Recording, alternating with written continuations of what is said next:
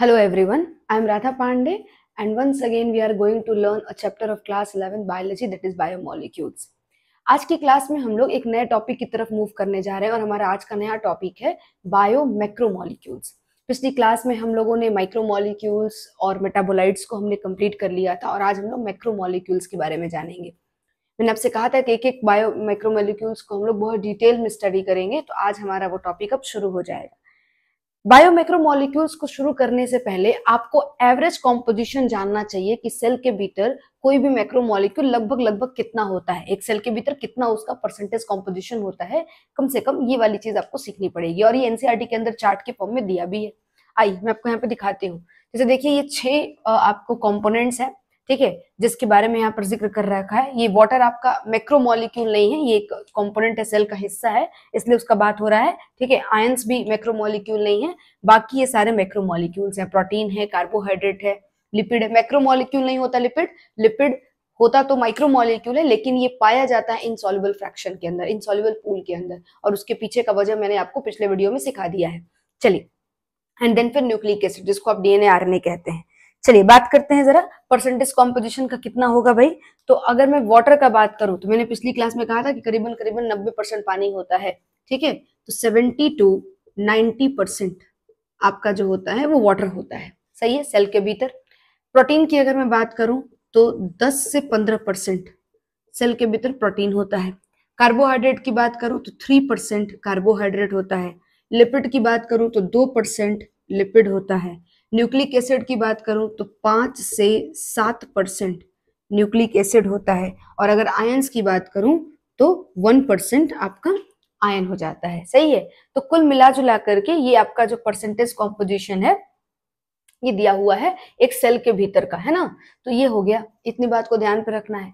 अब मूव करते हैं अपने पहले मैक्रोमोलिक्यूल की तरफ, दैट इज पॉलीसेकेराइड। समझना जरा, पॉलीसेकेराइड को सबसे पहले तो आप ग्लाइकन्स बुला सकते हो। तो मैं पहला पॉइंट लिखती हूं, ऑल्सो कॉल्ड ग्लाइकन्स। पहली चीज, सही है।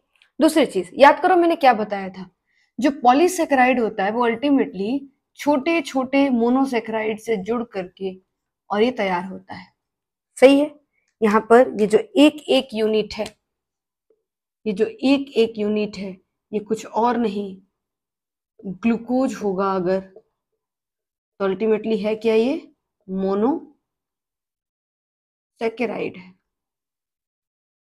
कोई शुगर का यूनिट है, ग्लूकोज है, मोनोसेकेराइड है, ठीक है। और इसके चेन को, जो इसका चेन तैयार हुआ है, इस चेन को क्या बुलाते हैं हम लोग, इस चेन को बुलाते हैं पॉलीसेकेराइड। Polysaccharide,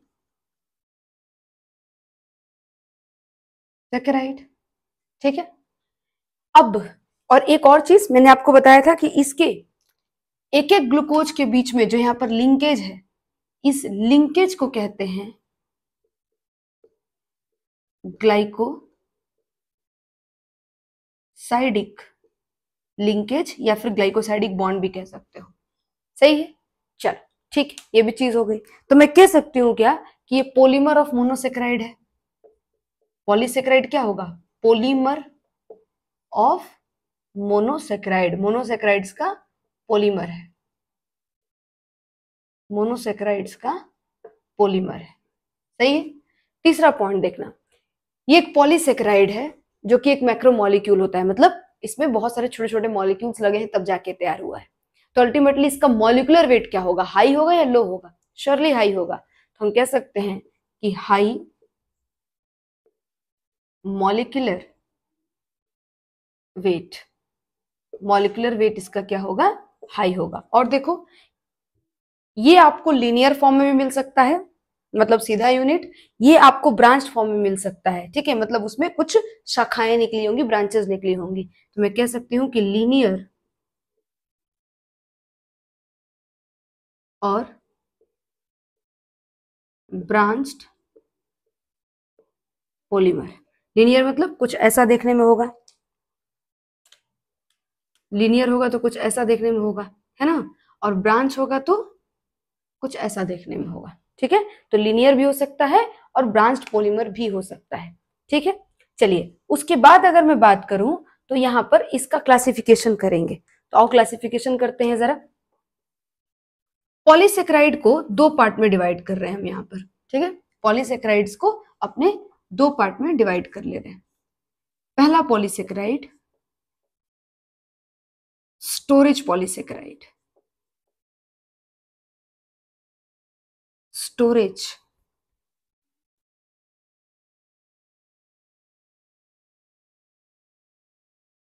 polysaccharide. ठीक है, वहीं दूसरा जो पॉलीसेक्राइड है उसकी अगर मैं बात करूं तो वो हो सकता है स्ट्रक्चरल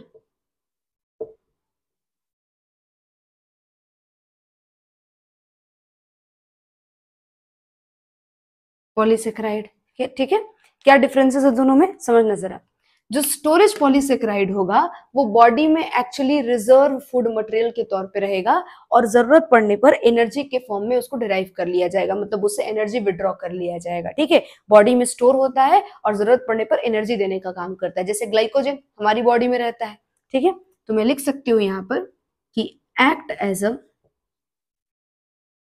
रिजर्व, बॉडी में रिजर्व फॉर्म में मौजूद रहता है ये, act as a reserve food material. सही है, हमारे बॉडी में रिजर्व फूड मटेरियल के तौर पे पड़ा हुआ रहता है। इसका एग्जाम्पल है ग्लाइकोजन। ठीक है, ग्लाइकोजन, ग्लाइकोजन जो होता है वो हमारा रिजर्व फूड मटेरियल के फॉर्म में पड़ा रहता है। या फिर इनुलिन, इनुलिन बताऊंगी क्या चीज होता है, बताऊंगी आपको। ठीक है, ग्लाइकोजन, एनुलिन, ये सब स्टोरेज पॉलीसेक्राइड के एग्जाम्पल है। ठीक है, और भी पढ़ेंगे हम लोग आगे चल करके। चलो अब देखना जरा स्ट्रक्चरल पॉलीसेक्राइड में, देखना जो आपकी बॉडी में स्ट्रक्चर बनाने का काम करता है, जैसे बैक्टीरिया का सेल वॉल इनकी ही मदद से बनता होगा, मतलब इनमें ही कोई पॉलीसेक्राइड होता होगा जिसकी मदद से बनता है। प्लांट का सेल वॉल है ना, फंजाई का सेल वॉल। ठीक है, इंसेक्ट्स जो होते हैं उनके बॉडी का जो वॉल होता है, बॉडी के ऊपर का जो लेयर होता है उसको बनाने में भी हेल्प करता है। मेरी बात ध्यान से समझना, हमारे बॉडी में स्केलेटन होता है। ठीक है, हमारे बॉडी में इंडोस्केलेटन होता है मेनली। इंडोस्केलेटन क्या करता है, बॉडी को ढांचा देता है, एक पर्टिकुलर शेप देता है। ठीक है, तो हमारे पास इंडोस्केलेटन है, भीतर में कोई ऐसा चीज मौजूद है, टफ चीज मौजूद है जो हमारे बॉडी को शेप दे रहा है। कुछ जानवर ऐसे होते हैं जिनके पास बॉडी में ऊपर से कोई टफ चीज लगा होता है जो बॉडी को ढांचा देता है, कोई पर्टिकुलर शेप देता है, जैसे कि इंसेक्ट्स के पास कॉकरोच देखा होगा आपने, कॉकरोच का ऊपर का जो लेयर होता है वो टफ होता है, तो एक्चुअली एक एक्सोस्केलेटन है जो उसके पूरे बॉडी को शेप देता है पर्टिकुलर। सही है क्या? तो मैं यहाँ पे बात करूं तो structural polysaccharide endoskeleton sorry exoskeleton को बनाने में काम आता है। तो मैं लिख सकती हूँ कि used as a formation of exoskeleton, exoskeleton of insects।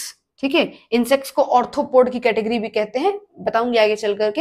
ये आपको एक तरीके के हम लोग पढ़ेंगे, एनिमल किंगडम के अंदर ये फाइलम होता है। ठीक है, लेकिन फिलहाल आप तो समझ लो ऐसे भी, एक आम भाषा समझो जिससे आपको जल्दी समझ में आ जाए। तो एक्सोस्केलेटन ऑफ इंसेक्ट्स। ठीक है, और क्या लिख सकते हैं, सेल वॉल ऑफ बैक्टीरिया। ठीक है, और क्या हो सकता है, फंजाई, है ना, और क्या हो सकता है, एंड प्लांट्स, एंड प्लांट्स इनके अंदर इस्तेमाल करते हैं। इसका एग्जाम्पल क्या हो जाएगा, देखो जरा एग्जाम्पल ऊपर लिख देती हूँ।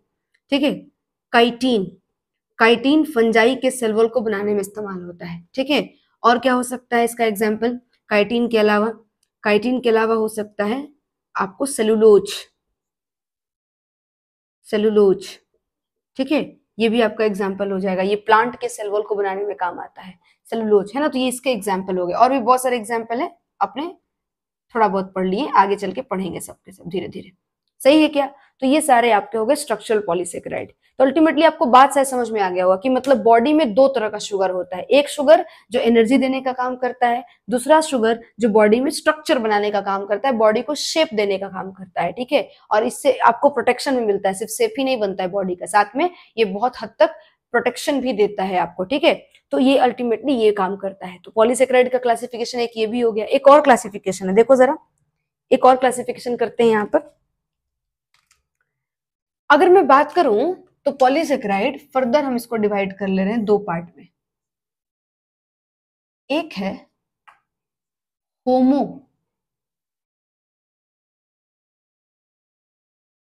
पॉलीसेकेराइड, ठीक है, और दूसरा है हेटेरो पॉलीसेकेराइड। इसको नीचे लिख लेते हूं मैं, देखो हेटेरोपॉलीसेकेराइड, ठीक है। क्या डिफरेंस होता होगा होमोपॉलीसेकेराइड और हेटेरोपॉलीसेकेराइड में, सोच कर देखो। होमो मतलब होता है सिमिलर, एक जैसा, सेम। तो यहाँ पर जितने भी मोनोसेकेराइड लगे हैं, जितने भी यूनिट्स लगे हैं इसको बनाने में, वो सब एक तरह के ही हैं। तो मैं बोलती हूं सेम काइंड ऑफ मोनोसेकेराइड यहां पर आपको प्रेजेंट है, सेम काइंड ऑफ मोनोसेकेराइड्स, या फिर मैं लिख सकती हूं मेड अप ऑफ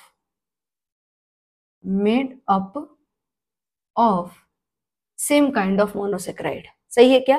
वहीं हेट्रोपॉलीसेकेराइड के बारे में अगर बात करें तो क्या लिख सकते हैं, मेड अप ऑफ टू और मोर काइंड ऑफ मोनोसेकेराइड्स, है ना। दो या दो से अधिक तरह के यहाँ पर मोनोसेकेराइड से आपस में जुड़ते हैं, तब जाकर के हेट्रोपॉलीसेकेराइड बनता है। एग्जाम्पल सुनो जरा, बहुत बेहतरीन एग्जाम्पल इसका देने वाली हूँ। होमोपॉलीसेकेराइड का एग्जाम्पल होगा सेलुलोज। इसका एग्जाम्पल है सेलुलोज, ठीक है।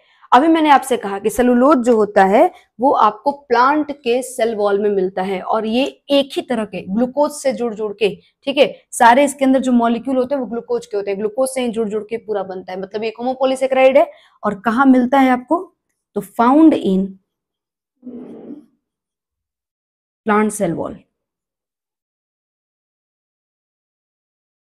प्लांट सेल वॉल, प्लांट के सेल वॉल में आपको मिलता है। क्लियर है क्या? चलिए अब बात करते हैं हेट्रोपॉलीसेकेराइड का। हेट्रोपॉलीसेकेराइड का एग्जाम्पल होता है, हेट्रोपॉलीसेकेराइड का एग्जाम्पल होता है पेप्टिडोग्लाइकन, पेप्टिडोग्लाइकन, ठीक है। और ये जो पेप्टिडोग्लाइकन होता है, देखो ग्लाइकन वर्ड लगा है, लिखा था यहाँ पे मैंने, मतलब ये भी एक तरह का पॉलीसेकेराइड है। और ये पेप्टिडोग्लाइकन जो होता है, ये एक, देखो समझना जरा, ये भी एक स्ट्रक्चरल पॉलीसेकेराइड है, मतलब कोई स्ट्रक्चर बनाने में काम आता है। कौन सा स्ट्रक्चर? तो found in bacterial cell wall, bacterial cell wall, bacteria के सेल वॉल को बनाने में इसको इस्तेमाल किया जाता है, ठीक है। तो आई थिंक आपको यहाँ से पॉलीसेकेराइड के सारे डिविजन्स क्लियर हो गए होंगे। और अब हम इसके आगे नए एक मैक्रोमोलिक्यूल को डिस्कस करने वाले हैं। तो नेक्स्ट बायोमैक्रोमोलिक्यूल मतलब नेक्स्ट पॉलीसेकेराइड को देखने वाले हैं। और हमारा पहला पॉलीसेकेराइड, ऐसे मैंने आपसे कहा था कि लगभग 3 से 4 पॉलीसेकेराइड्स को हम डिस्कस करेंगे। ये हमारा पहला पॉलीसेकेराइड है, दैट इज स्टार्च। चलो समझते हैं जरा स्टार्च के बारे में बात। सबसे पहली चीज स्टार्च को देखना जरा, ये एक ग्लूकोज का पॉलीमर होता है। तो मैं लिख सकती हूं कि पॉलीमर ऑफ ग्लूकोज, ग्लूकोज का पॉलीमर है, ग्लूकोज को जुड़ जुड़ के बना है ये, ठीक है। कौन सा ग्लूकोज? Alpha D glucose. कौन सा ग्लूकोज? अल्फा डी ग्लूकोज, ठीक है। अब अल्फा डी ग्लूकोज क्या है वो जानोगे आप, केमिस्ट्री में आपको मैं सिखाऊंगी, जब केमिस्ट्री का बायोमोलिक्यूल सिखाऊंगी या केमिस्ट्री पढ़ा रहे होंगे, ऑर्गेनिक केमिस्ट्री, तो बताऊंगी। आप खाली अब नाम याद रख लो, अल्फा डी ग्लूकोज से बना होता है।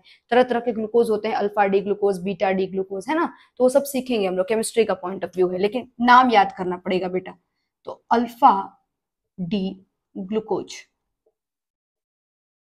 अल्फा डी ग्लूकोज, है ना। तो polymer of alpha D glucose होता है ये, है ना। और कैसे जुड़ा होता है? तो लिंक्ड टुगेदर, आपको बताया था ग्लूकोज कैसे जुड़ती है आपस में, ग्लाइकोसाइडिक लिंकेज से। बिल्कुल, ये भी ग्लाइकोसाइडिक लिंकेज से जुड़ता है, लेकिन इसका जो बॉन्ड होता है उसका एक स्पेशल नाम होता है, वो याद रखना है आपको। सुनिएगा, तो लिंक्ड टुगेदर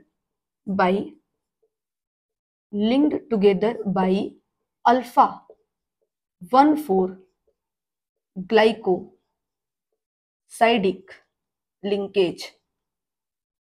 सही है ना। जैसे ये आपका ग्लूकोज का यूनिट्स हो गए, ठीक है, ये ग्लूकोज के यूनिट्स हो गए, अल्फा डी ग्लूकोज हो गया।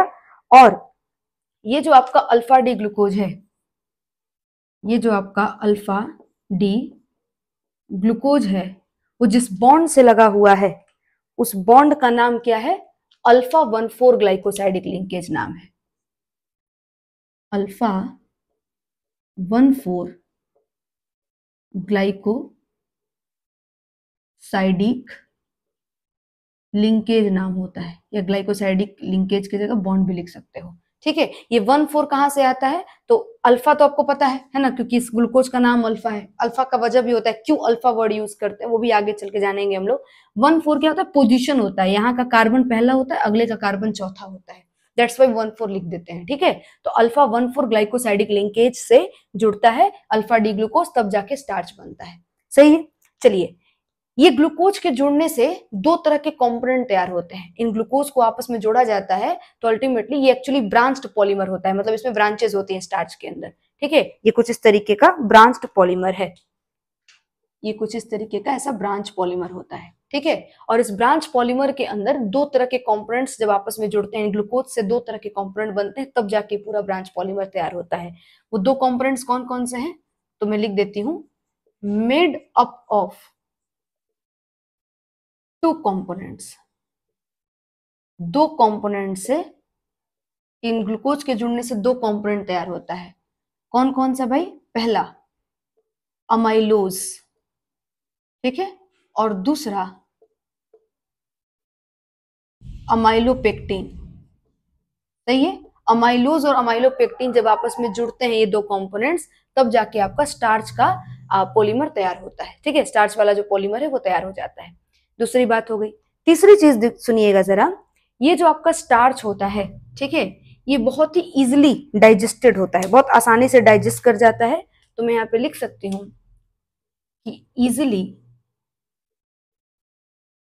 पहले इजिली डाइजेशन से पहले एक और बात लिखती हूँ, लिख देती हूँ इसको कि ब्रांच्ड पॉलीमर होता है ये, branched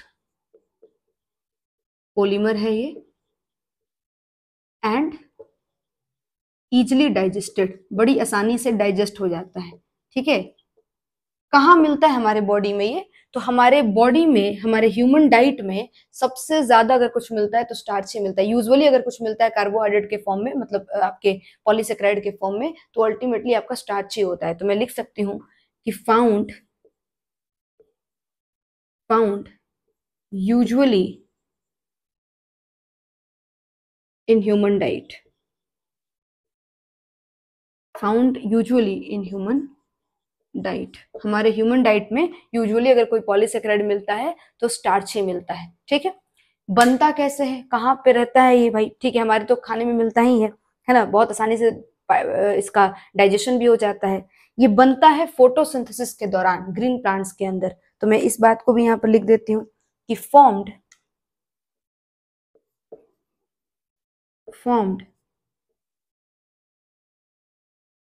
during photosynthesis, formed during photosynthesis by green plants। Green plants के द्वारा ये आपको फोटोसिंथेसिस प्रोसेस के दौरान ये बनाया जाता है। ग्रीन प्लांट्स बनाती हैं, फोटोसिंथेसिस प्रोसेस के थ्रू बनाती हैं। ठीक है, और फिर ग्रीन प्लांट से आपको पता है पहली बार एनर्जी को अर्थ पे अगर कोई ला करके स्टोर करता है तो अल्टीमेटली ग्रीन प्लांट्स ही होती हैं। फिर ग्रीन प्लांट्स ही पूरी दुनिया को खाना देती हैं, पूरी दुनिया को ग्लूकोज प्रोवाइड करती हैं आगे चल। तो अल्टीमेटली आपको ग्रीन प्लांट्स के अंदर ये मिलता है, बनता है। ठीक है, उसके अलावा एक और जरूरी बात ध्यान से सुनिएगा, क्या?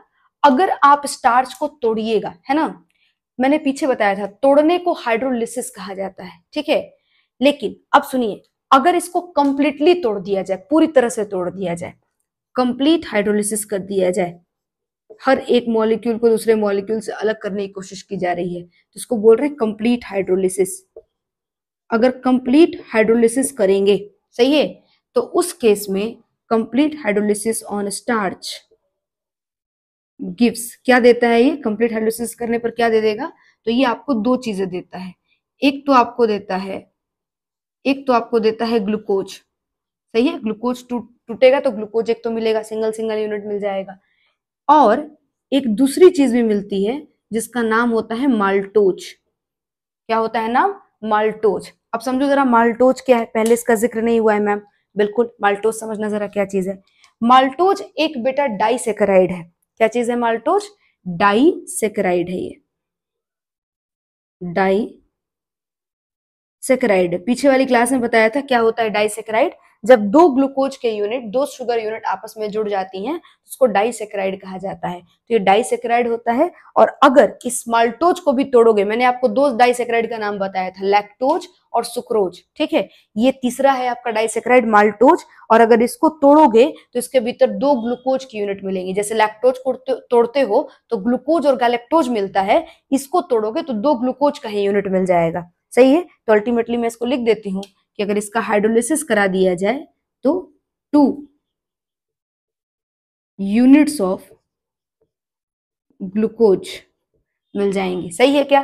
तो अगर कंप्लीट हाइड्रोलिसिस कर दें स्टार्च का तो या तो सिंगल सिंगल ग्लूकोज मिल जाएगा या दो दो ग्लूकोज आपस में जुड़ जुड़ के माल्टोज के फॉर्म में आपको मिल जाएगा। ये आपको हाइड्रोलिसिस से मिलता है। अगर इसी का पार्शियल हाइड्रोलिसिस हो, पार्शियल मतलब आधा अधूरा तोड़ा गया है, प्रॉपरली नहीं तोड़ा गया है, ठीक है। अगर इसका पार्शियल हाइड्रोलिसिस हो जाए तो वहां से भी एक इंपॉर्टेंट कंपाउंड आता है जिसका नाम याद रखना है। तो मैं लिख देती हूं कि partial hydrolysis, partial hydrolysis of starch gives dextrin. समझना बेटा, ये भी एक्चुअली कुछ और नहीं, ग्लूकोज का ही चेन है, लेकिन आधा अधूरा चेन है। समझ में आ रहा है? टूटा हुआ प्रॉपरली नहीं है, आधा अधूरा चेन है, लेकिन इसका नाम क्या होता है? डेक्स्ट्रीन कहते हैं इसको, ठीक है। तो डेक्स्ट्रीन बनाता है, अगर पार्शियल हाइड्रोलिसिस हो जाए तो ये डेक्स्ट्रीन नाम का एक कंपाउंड बना देता है। समझ में आ रहा है? तो ये भी एक बात आपको याद रखनी है। और एक आखिरी बात सुन लीजिएगा मेरी, आपको अभी मैंने बोला कि ये एक ब्रांच्ड पॉलीमर होता है, ठीक है। अब इसके ब्रांच पॉलीमर होने के चलते इसके अंदर कुछ स्पेसेस बन जाती हैं, कुछ कुछ पॉकेट जैसा स्ट्रक्चर बन जाता है। सुनना जरा, मैं क्या लिख रही हूं, मैं क्या बता रही हूं। इस तरह से ब्रांच पॉलीमर होता है ये, है ना। इस तरह से मान लो ब्रांच पॉलीमर है, ठीक है। तो ये ब्रांच पॉलीमर होने के चलते इसमें कुछ कुछ गैप्स बन जाती है, स्पेस बन जाता है। जैसे देखो यहाँ पर भी गैप बना हुआ है, और इस गैप में कोई चीज आकर के अटक सकता है, कोई चीज फंस जाता है, ठीक है। तो इसके ब्रांच होने के चलते इसमें पॉकेट जैसा शेप बन जाता है, और उसमें आकर के आयोडीन, अगर आप इसको आयोडीन के कांटेक्ट में ले आओगे तो आयोडीन जाकर के उसमें ट्रैप हो जाएगा, सही है। उस आयोडीन के ट्रैप होने से यहाँ पर एक कॉम्प्लेक्स तैयार हो जाता है, और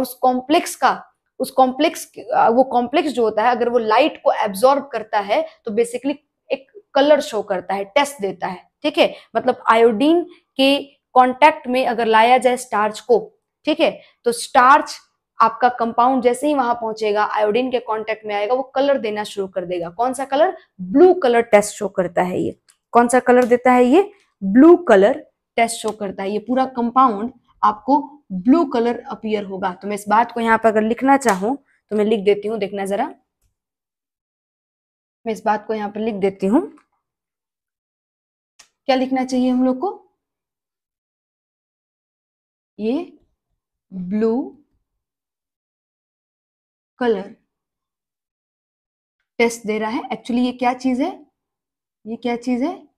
I2 है, आयोडीन है, ट्रैप हो गया है। Iodine trapped in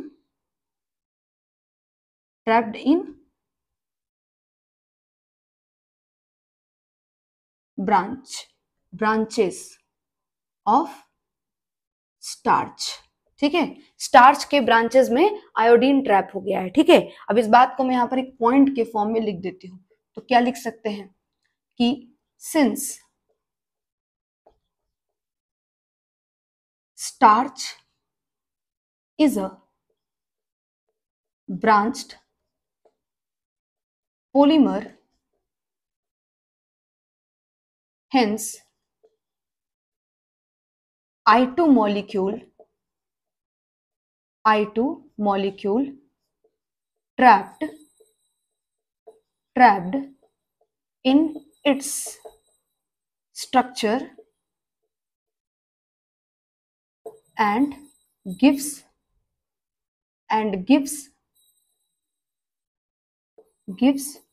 blue color test. Blue colour test, सही है, ब्लू कलर टेस्ट देने लगता है। समझ में आई? मतलब आप समझ के देखो, अगर कोई भी पॉलीसेकेराइड जिसका ब्रांच नहीं बनता होगा वो कभी भी इस तरह से आयोडीन टेस्ट नहीं शो कर सकता है। ठीक है, और ऐसे एग्जाम्पल होते हैं, सेलुलोज इसका बेहतरीन एग्जाम्पल है, पढ़ाऊंगी आगे चल करके। सेलुलोज का ब्रांच नहीं बनता है, ठीक है, वो एक लीनियर स्ट्रेट चेन होता है, तो जिसकी वजह से वो आयोडीन टेस्ट कभी भी शो नहीं कर पाता है, जबकि स्टार्च का ब्रांच स्ट्रक्चर होने के चलते ये बड़ी आसानी से ब्लू कलर टेस्ट शो कर लेता है। समझ आ रही है आपको बात? तो आपको यहाँ तक की सारी बात जो मैंने बताई ये स्टार्च के बारे में थी। ये सारा टॉपिक आपको रिवाइज करके आना है, फिर हम लोग नेक्स्ट क्लास के अंदर अगले पॉलीसेकेराइड के बारे में जानेंगे। ठीक है, थैंक यू।